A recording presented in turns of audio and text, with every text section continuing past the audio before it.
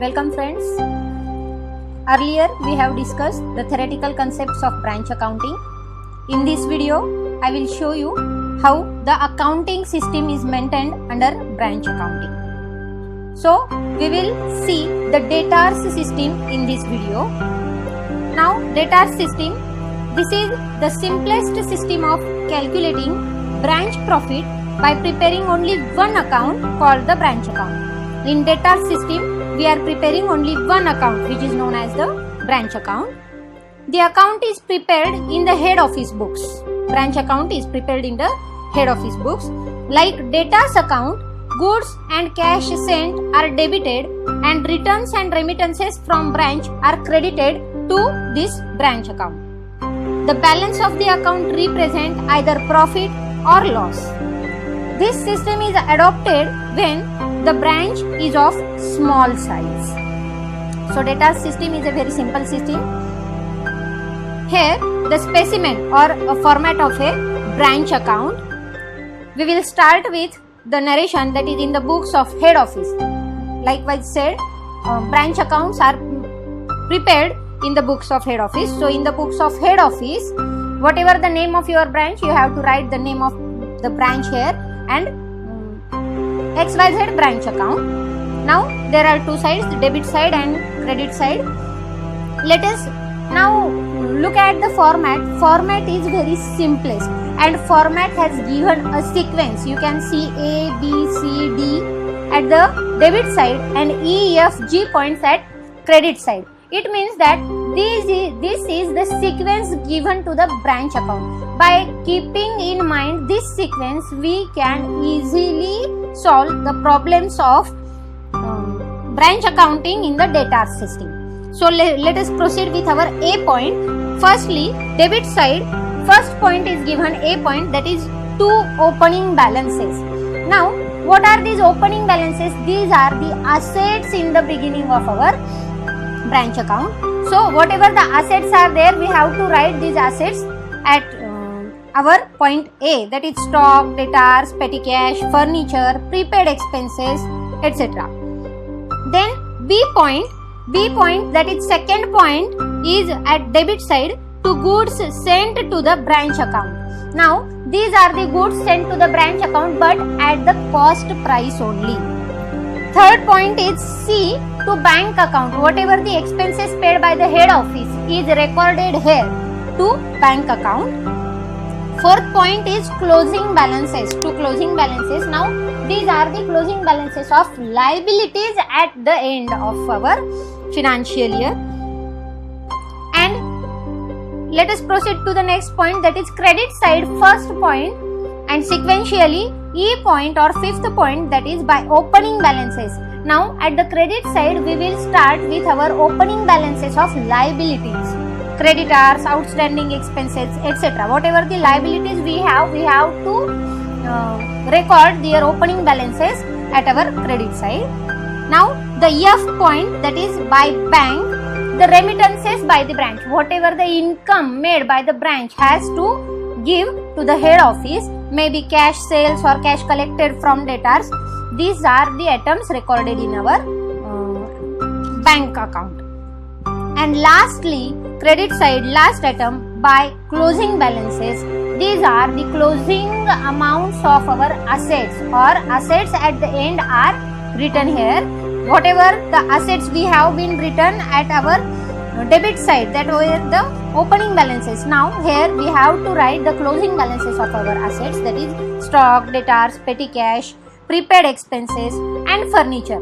One point should be noted here, that furniture's opening balance is written at the debit side and furniture's closing balance is written at the credit side. It means the furniture's closing balance is depreciated value of the furniture, that is the depreciation for the year is subtracted from the value of opening balance of furniture and the depreciated value of that asset is written at the credit side.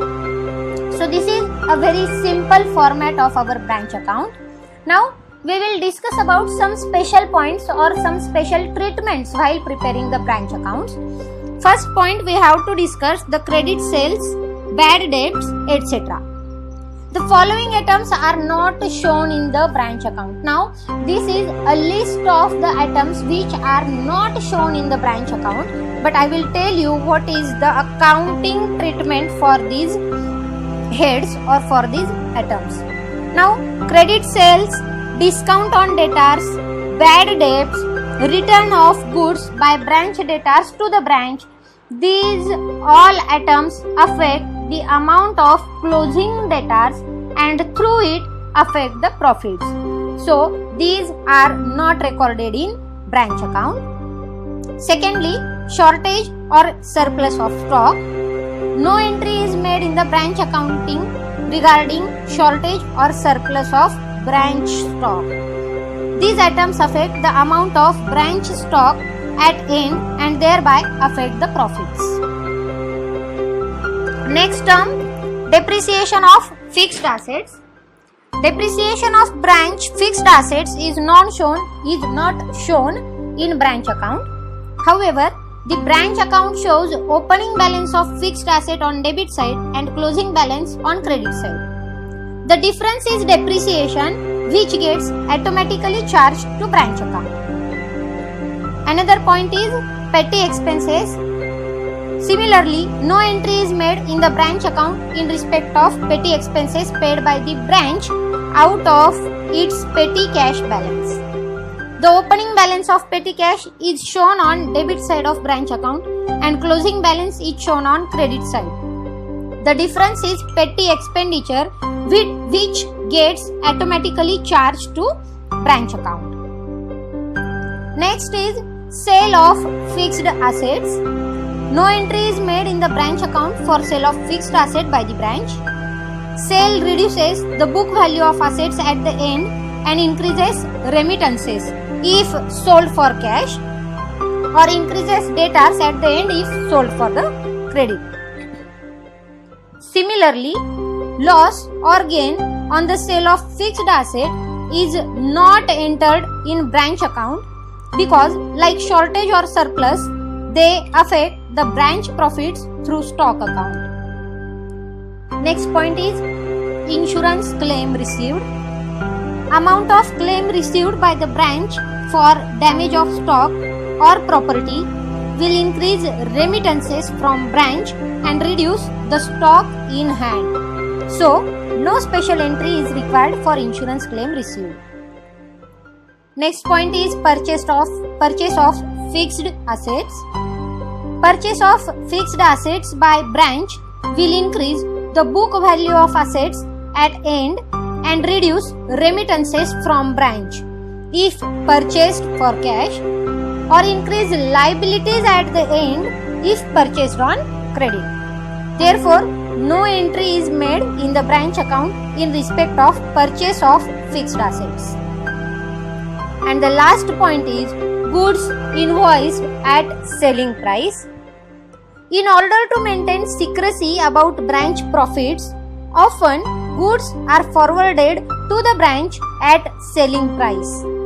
Since the branch staff will not know the real cost of the goods, they cannot have any idea about the profits. Now, why the secrecy about branch profits? Well, there are so many reasons for this. If the branch staff comes to know the real profit, there will be the demands like we want facilities, we want pay rise, we want bonus. This is not all. If other firms come to know the fact profits of our branches, they will enter in the field and create competition. Hence, the secrecy about the branch profits is kept. But in order to find out the actual branch profit, the head office will have to eliminate the loading for this. The following entries are made in the branch account. Now, we have to calculate loadings while solving the problem. So, let us discuss on these loadings. Loading in opening stock is put on the credit side of branch account under heading Stock Reserve Account. Loading in closing stock is put on the debit side of branch account under the heading Stock Reserve Account. loading in goods sent is put on the credit side of branch account under the heading goods sent to branch account, and loading in goods returned is shown on the debit side of branch account under the heading goods sent to branch account. Now this is the table which will give us very useful information of calculation of loadings. You can see first column tells us percentage on cost price and second column tells us loading to be deducted from invoice price for arriving at cost price. When 20% or 1/5 of cost price, we have to deduct 1/6 of invoice price. Loading is 1/6 of invoice price. When cost price is 25% or 1/4 of cost price, 1/5 of invoice price is the loading. When 1/3 of cost price, then 1/4 of invoice price is the loading. This is the calculation of loading when percentage is on cost price is given. But likewise, when percentage are given on selling price, the loading can be calculated by this table. When 20% of selling price, 1/5 is of an invoice price. When 25% of selling price, then 1/4 is a invoice price. When 33.13% of selling price, 1/3 of invoice price is loading, and when 50% of selling price, then half of the invoice price is the loading. I hope these concepts will help us in solving our problem and will help us to calculate our profit and loss for our branch accounts. Thank you friends. We will meet in our next video where we will take a glimpse of a short example of branch accounting in which we will solve or we will give a solution of how to solve the problems in our branch accounting. So friends, please keep watching and like and subscribe my video channel Dr. Mamtaz Educational Flex. Thank you very much.